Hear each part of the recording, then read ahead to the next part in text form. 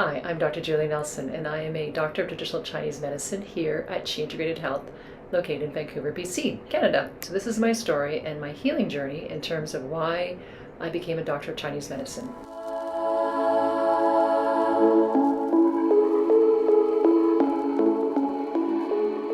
The turning point, I guess, was when I was 47 years old. I had had a very extensive background in sales and marketing and knew that this was not my calling. I was looking for something more. I wanted more depth, but I didn't know what it was. And when you're 47 years old and you have a lot of education, sometimes it's hard to figure out what you want to do. It's easier to keep doing what you're doing. So what I did is I took a year off. I took a year off and I went and I did the things that I never had done before. I went for coffee.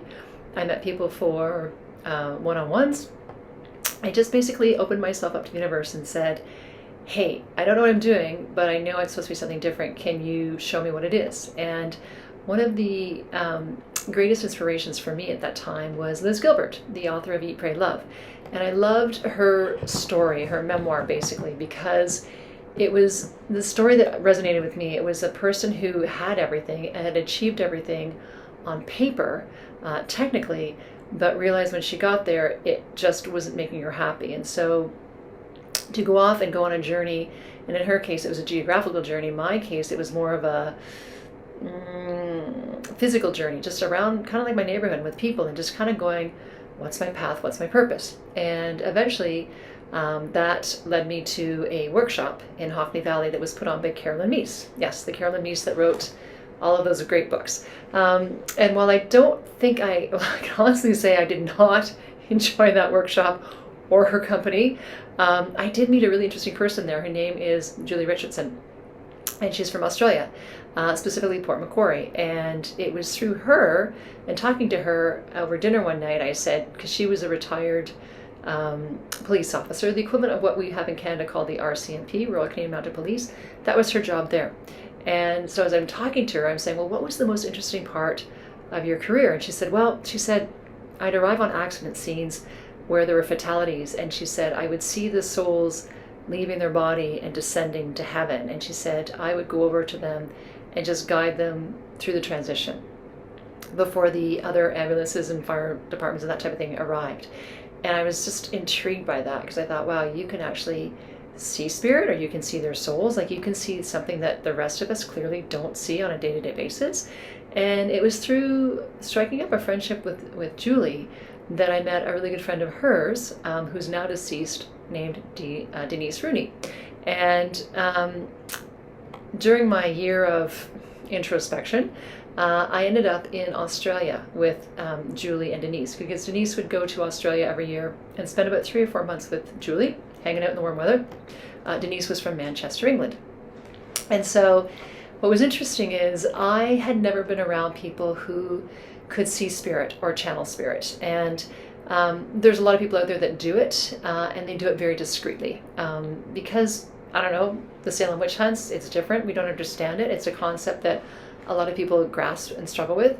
But what's interesting is spending 3 weeks with Denise and Julie, and having Denise give reading after reading after reading to total strangers, where they would probably burst into tears because she would give them messages from their loved ones. And when people pass, it's always a shock a lot of time to the survivor. And often there are things that are left unsaid and questions that remain unanswered.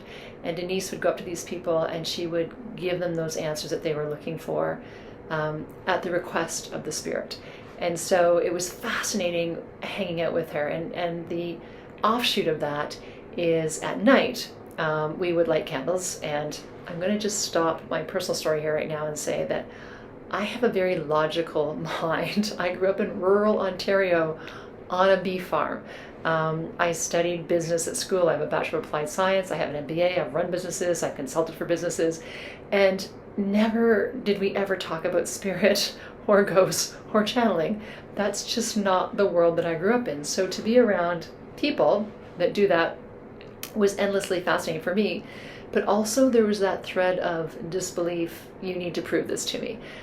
So it was one night we were at Julie's place and channeling, and I'm like, the real question, the real reason I was on this visit was because I wanted to know what it is I should be doing with my life. What was it I came here to do? And I just didn't want to waste the rest of my life being dissatisfied or unhappy or questioning my purpose, my soul's purpose. And so it was one night when Dee was channeling that my spirit guide came in, and I will say this, based on what I've seen, everybody has spirit guides. They come, they go, you get different spirit guides based on where you're at, and they're here to help us with this lifetime. They're here to guide us, make things easier. You can call it energy, whatever you want to call it, but there is a divine presence in my belief, and there is more things happening than meets our eye. Like there's more out there that we don't know, but it exists even though we can't see it. That has been my experience. So it was through this this nightly session, that my spirit guide, Rosemary, came in, and I'm like, what am I supposed to be? Like, what am I supposed to do? And she's like, I'll find out. And so she went away, and she came back the next night, and she said, acupuncture. And I'm like, what? Like, what? No. Like, could you give me something else? Like, again, rural Ontario, have a business background, no experience in acupuncture. But the reason she said acupuncture was because it was during this time that I took off, that I learned how to do healing touch. And healing touch, if you're not familiar, or healing pathways or Reiki, basically follow the energy of the body. And in Chinese medicine, the body is organized like an electrical grid. Every organ has channels and pathways that link back to that specific organ. And so when I was doing healing touch, I realized that I could feel vibrations, or like something like when you run your hand through thick water, like through water, and it feels really heavy. I could feel that when I was doing healing touch. And even though I'd done only 1 or 2 modules of healing touch, I kind of went like, oh, that's really weird. I can feel something that I can't see. Like, how odd is that? And I would say to the people that I was doing healing touch on, what's going on here around your knee? And they'd say, oh, I had knee replacement surgery. And so it was kind of like I was kind of really getting to the healing touch before I went to Australia, and thought, this is really cool. I love doing healing touch. I love this whole thing that I can't see and I don't understand anything about, but I think this is really cool. So when Rosemary came back and said it's acupuncture, I was kind of like, could you give me something easier? Like, that just sounds hard. And so wrapped up my visit in Australia, my 3 weeks there. I came back home and was still struggling to figure out what I wanted to do. And it was at that time that I would meet Dee once a week, and we would Skype.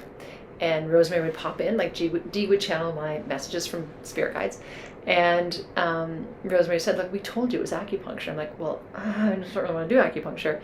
And so I thought, okay, well, rather than fight this, if this is what they're saying it's supposed to do. And remember, it's hard to explain to your friends that you're getting advice from people that you can't see. Okay, so let's just keep that in the back of our mind. So I thought, I will go to the college, which is the ICTCM here in Vancouver, and I will meet with the admissions person, and I'll go down this path. So I met with Rita and thought, okay, I will take 3 courses over the summer. I will dip my toe into this water because it's a pretty big program. You're committing to 3 years of intense study, a lot of it in Pinyin, in Mandarin, which is not a language I speak or have any background familiarity with it. And so I decided to take 3 courses. And at 47, going back to school is no easy task. And if people think their eyesight is going when they get older, try holding on to your memory, because it is that much harder to learn things the older you get and to retain them. And so it was that summer I went back. I took 3 courses and thought, wow, this is a really, really, really cool modality of healing. And it was interesting to me because it had a very elegant solution and explanation for everything that goes on in the body, specifically the mental emotional impact that our spirit has on the body. And so I'll go into this in subsequent videos, but just for today, I thought this is a really cool healing profession. And I think that's where I first started to fall in love with Chinese medicine, because it talked about energy, it talked about qi, and it talked about blood, and it talked about the spirit, it talked about being in harmony with the seasons, it talked about when there's too much emotion in your body, it will affect other organs in your body. Specifically, the liver regulates the flow of qi in the body, but if there's too much stress or resentment or anger, it will start affecting your digestive system. So they had these beautiful, elegant solutions, but explanations for the way things operate and function, very different from Western medicine. So there I am. I'm back at school. I'm now doing acupuncture. And what started off as a 3-year program became a 4-year program because I wanted to do Chinese herbs. And after 4 years, I thought, well, I just want to keep going. I want to become a doctor. And so, because I wanted to go to Taiwan and do an internship there in Taiwan and be in a hospital setting, because over there, you have the option of having Western medicine or Eastern medicine, or you can have both. And so it was really great to work in a hospital setting that was accredited, that recognized the value and the, I don't know if there's a success, but the value and the efficacy of Chinese medicine. And so that is sort of how this whole journey came about. I wanted to find my purpose, and by going through healing touch, it led me to a bigger healing modality with acupuncture. And so now what I find is when I'm in clinic, I'm not only doing just acupuncture, but I'm now combining acupuncture with healing touch.